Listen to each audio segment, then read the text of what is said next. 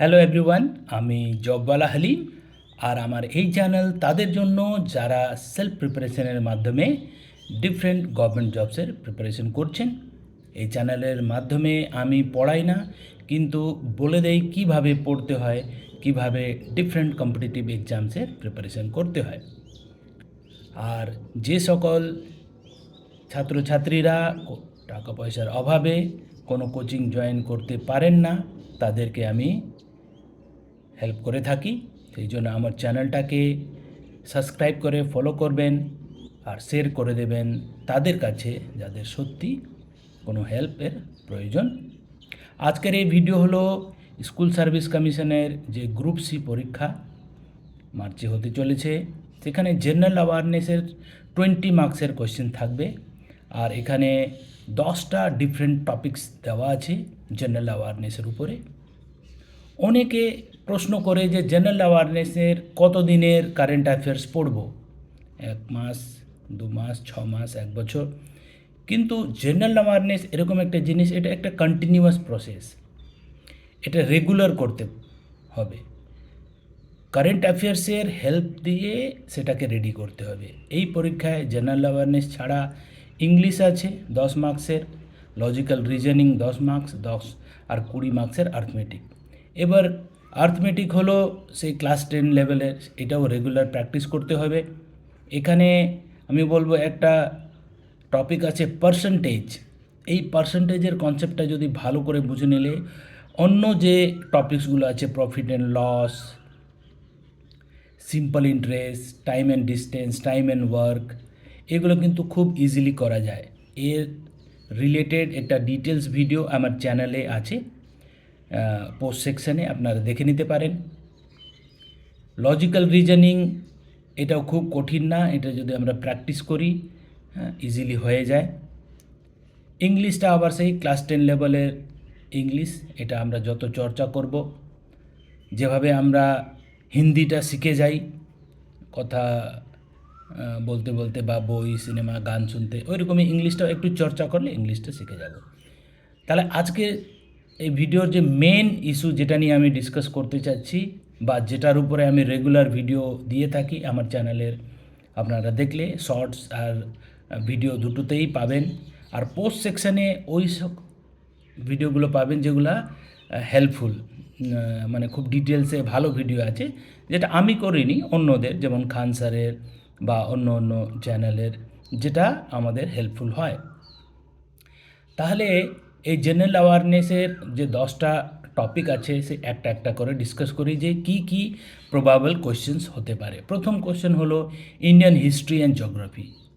তাহলে এবার যদি আমরা ইন্ডিয়ান ক্লাস 10 অবধি ইন্ডিয়ান হিস্ট্রি আর জিওগ্রাফি পড়ি, অনেক সিলেবাস তো, কিন্তু এটা গেস করতে হবে কি কি প্রবাবল কোয়েশ্চেন্স হতে পারে। রিসেন্ট টাইমে বাংলাদেশে যা ঘটনাচক্র হয়েছে, বাংলাদেশের ইতিহাস নিয়ে নিশ্চয়ই প্রশ্ন থাকবে। নেপালে যা হয়েছে নিশ্চয়ই প্রশ্ন থাকবে। নেপালে আগে এটাতে একটা হিন্দু কিংডম ছিল, তারপরে সেটা ডেমোক্রেটিক হয়ে যায়। প্রবাবল কোয়েশ্চেন ছিল কবে ডেমোক্রেটিক কান্ট্রি হয়, প্রথম প্রাইম মিনিস্টার কে ছিলেন। সিমিলারলি বাংলাদেশে এখন নতুন সরকার হয়েছে, বেগম খালেদা জিয়ার ছেলে হয়েছেন, তাদের রিলেটেড, বেগম শেখ হাসিনা ওনার রিলেটেড, মুজিবুর রহমান সাহেবের, এইভাবে হিস্ট্রির প্রশ্ন রিলেটেড কারেন্ট যে অ্যাফেয়ার্স আছে সেখান থেকে রিলেট করে আমাদের পড়তে হবে। জিওগ্রাফিতে সিমিলারলি আমরা রিসেন্টলি শুনেছি যে আরাওয়ালি হিলস কে কেটে দেওয়া হচ্ছে, সেই নিয়ে খুব প্রোটেস্ট হয়েছে, সুপ্রিম কোর্টে জাজমেন্ট হয়েছিল, সেটা নিয়ে খুব প্রোটেস্ট হয়েছে। আর দেখবেন খান স্যারের খুব ভালো একটা ভিডিও আমি আমার পোস্ট সেকশনে দিয়েছি, সেটা দেখে নিতে পারেন। তাহলে এটা একটা জিওগ্রাফির প্রশ্ন। সেরকমই বাংলাদেশের একটা আইল্যান্ড আছে যেটাকে ইউএস কন্ট্রোল করতে চায়, সেটাও আমার ভিডিওতে আপনি পাবেন ডিটেলস। সিমিলারলি অলিম্পিক্সে যেমন 100 মিটার রেসে জেনারেলি জামাইকার যে রানার্স আছেন তারা পেতেন, কিন্তু এইবার উইমেন্স 100 মিটারে কিন্তু জামাইকার না, অন্য একটা আইল্যান্ডের রানার 100 মিটার রেস করছে, সেটা কোথায়? তাহলে এইভাবে রিলেটেড কোয়েশ্চেন্স আসে। আমাদের জম্মু অ্যান্ড কাশ্মীর মানে কাটরা, আগে ট্রেন সার্ভিস ছিল দিল্লি থেকে জম্মু, জম্মু থেকে কাটরা, বৈষ্ণব দেবী কাটরা রেল কানেক্টিভিটি হয়েছে। এটা খুবই ভালো ইনোভেশন, যে লাস্ট 10 নম্বর প্রশ্ন টপিক আছে innovation and invention in science, সেখানে একটা প্রশ্ন হতে পারে। সিমিলারলি কাটরা থেকে শ্রীনগরের ট্রেন চালু হয়ে গেছে, বন্দে ভারত চলছে। ওখানে চেনাব রিভারে নদীতে যে ব্রিজ হয়েছে সেটার উপরে প্রশ্ন হতে পারে। তাহলে এইভাবে রিলেটেড কারেন্ট অ্যাফেয়ার্স থেকে আমাদের কোয়েশ্চেন আছে। হ্যাঁ, ইনোভেশন অ্যান্ড ইনভেনশন ইন সায়েন্সে আমাদের স্পেস সায়েন্স নিয়ে প্রশ্ন আসতে পারে। হ্যাঁ, আমাদের ইসরোর যে অ্যাচিভমেন্টস আছে, স্পেসে যাওয়া হয়েছিল আমাদের ইন্ডিয়ান অ্যাস্ট্রোনট সুধাংশু মিশ্রা, তার নিয়ে প্রশ্ন হতে পারে। তাহলে এইভাবে ব্যাকগ্রাউন্ড আমাদেরকে একটু রেডি করে নিতে হয়। তাহলে ইন্ডিয়ান হিস্ট্রি অ্যান্ড জিওগ্রাফি বললাম, রিলেটেড কোনো ইস্যু হলে রিলেটেড করে করে নিতে হবে। যেমন নেক্সট টপিকে আছে নলেজ ইন ইন্ডিয়ান কনস্টিটিউশন।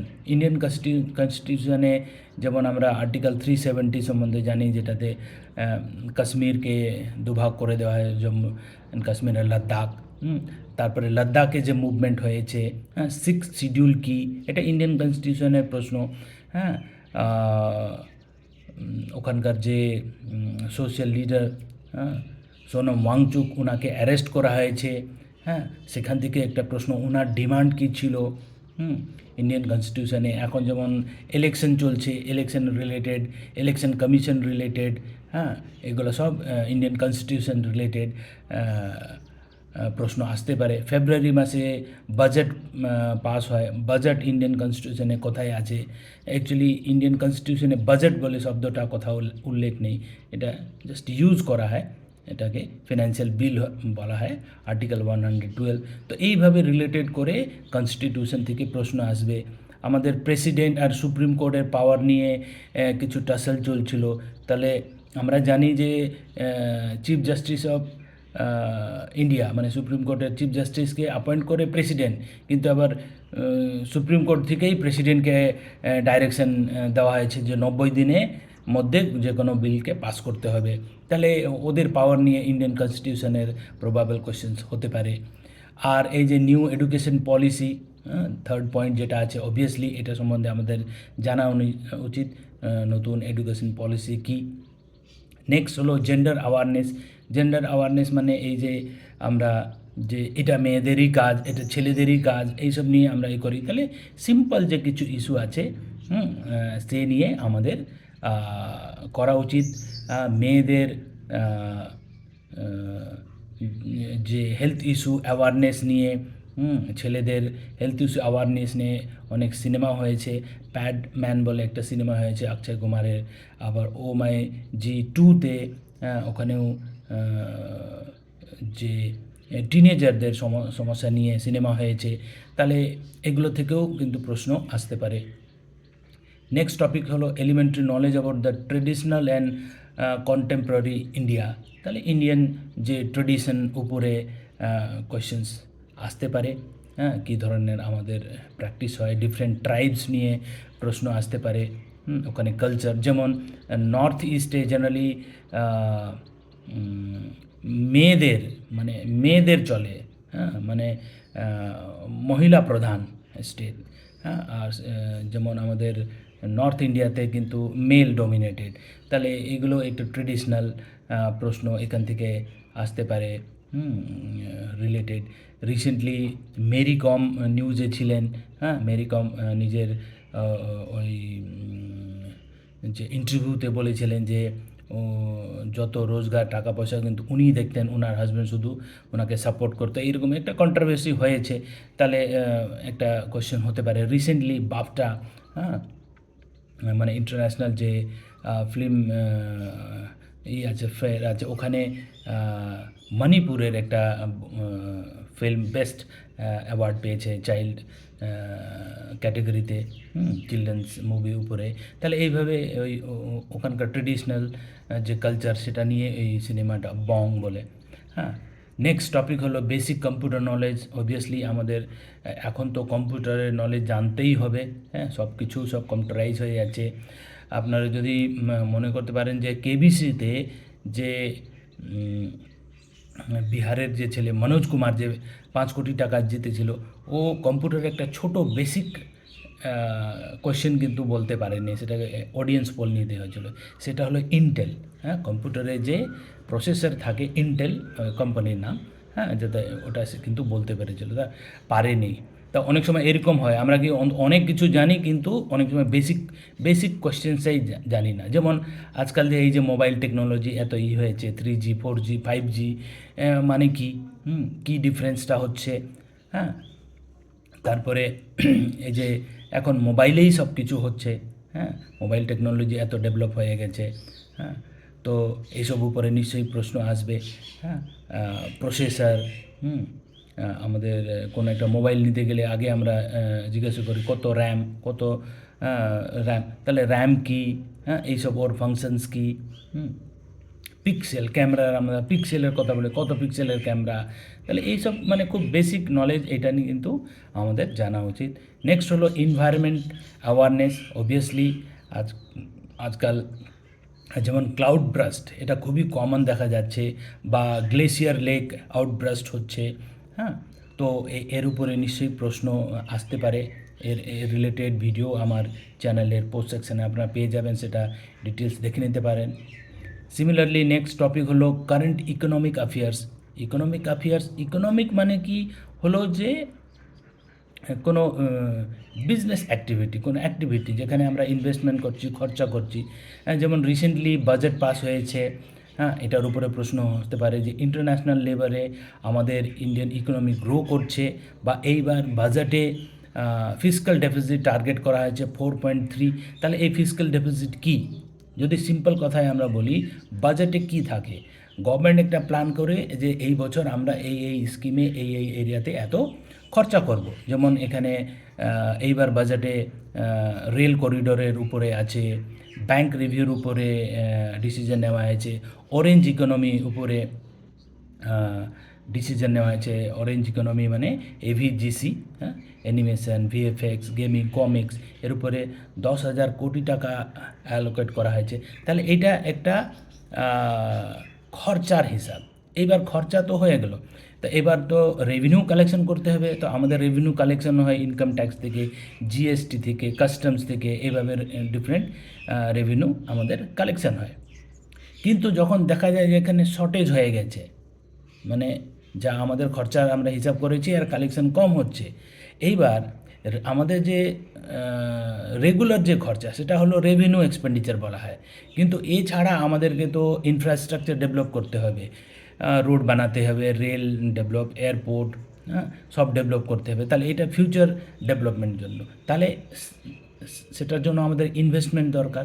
তো যখন আমাদের সেই ইনভেস্টমেন্ট জন্য প্রয়োজন ফিউচার ডেভেলপমেন্ট, তখন আমরা বোরোয়িং করি অন্য জায়গা থেকে, বাইরে থেকে বোরো করি। সেটাই ফিসক্যাল ডিপোজিট। এটার উপরেও ডিটেলস ভিডিও আমার চ্যানেলের পোস্ট সেকশানে আপনারা পেয়ে যাবেন, দেখে নেবেন। তো এটা খুবই আমি বলবো ইম্পর্টেন্ট এরিয়া, এটা দেখে নেওয়া উচিত। স্পোর্টস, আমি বললাম স্পোর্টস, যেমন এইবার স্পোর্টসে Indian women team world champion হয়েছে। তাহলে ক্রিকেট উপরে খুবই একটা কমন কোয়েশ্চেন্স হয়। এছাড়া আমি বললাম মেরি কম, উনি নিউজে ছিলেন। হ্যাঁ, এছাড়া আমাদের ইন্ডিয়ান স্পোর্টসে জ্যাভলিন আমাদের খুব নাম করছি আমরা। আমাদের ক্রিকেট অবভিয়াসলি আছে, ফুটবল নিয়েও আছে, আমাদের সুনীল ছেত্রীর উপরে প্রশ্ন আসতে পারে।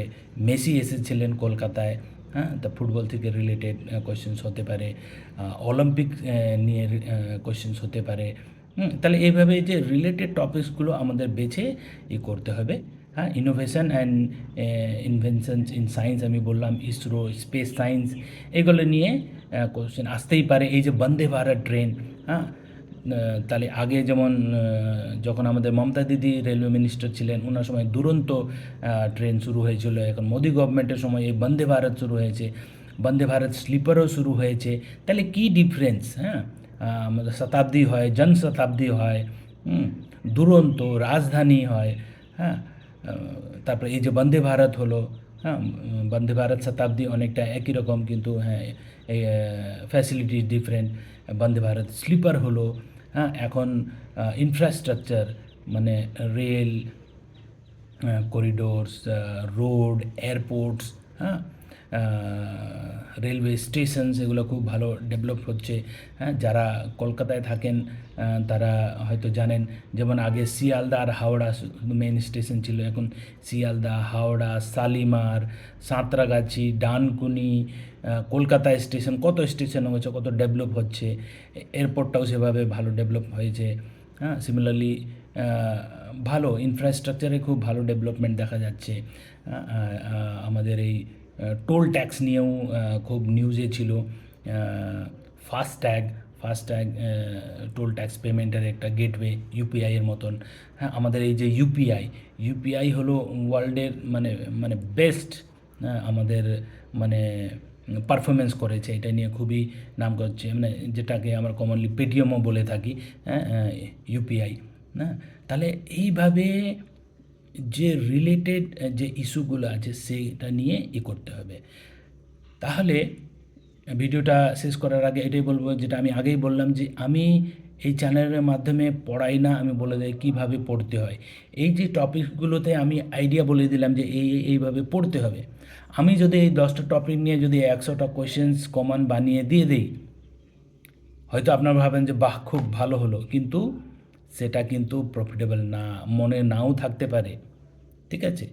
কিন্তু যদি আপনারা নিজে এই টপিকসগুলোর উপরে 2টো 5টা করে করেন, দেখবেন শিওর শট আপনারা সঠিক অ্যান্সার করতে পারবেন। আর এটাই হলো প্রসেস, আর এটা রেগুলার বেসিসেই করতে হবে। তাছাড়া আমি বলেছি যে আমার চ্যানেলের ডিসক্রিপশানে আমার কন্ট্যাক্ট ডিটেলস আছে, আমার একটা হোয়াটসঅ্যাপ গ্রুপ আছে, আপনারা আমার সঙ্গে যোগাযোগ করতে পারেন, হোয়াটসঅ্যাপ করতে পারেন, হ্যাঁ, রেগুলার আপডেট নিতে পারেন। কোনো ডাউট থাকলে আমাকে হোয়াটসঅ্যাপ করবেন, আমি সময় পেলেই ওটা রিপ্লাই করব। আপনারা নিশ্চয়ই জানেন যে আমি ইন্ডিয়ান অডিট অ্যান্ড অ্যাকাউন্টসে একজন গ্রুপে gazetted officer. At present Indian audit and অ্যাকাউন্টসে গুয়াহাটিতে পোস্টেড, আর ইন্ডিয়ান ইনস্টিটিউট অফ টেকনোলজি যে গুয়াহাটি, এখানে অডিট চলছে, স্পেশাল অডিট, সেখানে আছি। তাও আমি আমার ফ্রি টাইমে বিয়ন্ড অফিস আওয়ার আমি স্টুডেন্টদের যা ডাউট আছে সেটা ক্লিয়ার করে থাকি। যাদেরকে মেসেজে বোঝানো সম্ভব সেটা মেসেজে বুঝিয়ে দেই, প্রয়োজন হলে আমি নিজে রিং করে তাদেরকে বুঝিয়ে দিই যে এইভাবে হলো প্রসেস। পিএসসি ক্লার্কশিপ পার্ট 2 সময় অনেক স্টুডেন্ট আমার সঙ্গে জড়িত হয়েছে, আশা করি তারা হেল্প পেয়েছেন। আগেও আমি চেষ্টা করব, এই পরীক্ষার জন্য আর বেশি সময় নেই, হ্যাঁ, তাও আমি বলবো যতটা হোক আমি চেষ্টা করব যে আপনাদের ডাউট ক্লিয়ার করে দেওয়ার। আর আবার আপনাদের কাছে আমার রিকোয়েস্ট, যে সকল ছাত্রছাত্রীরা টাকা পয়সার অভাবে কোনো কোচিং জয়েন করতে পারেন না, তাদেরকে আমি বিশেষভাবে হেল্প করে থাকি। সেই জন্য আমার চ্যানেলটাকে সাবস্ক্রাইব করুন, ফলো করুন অ্যান্ড শেয়ার করে দেন তাদের কাছে যাদের সত্যি কোনো হেল্পের প্রয়োজন। Thank you.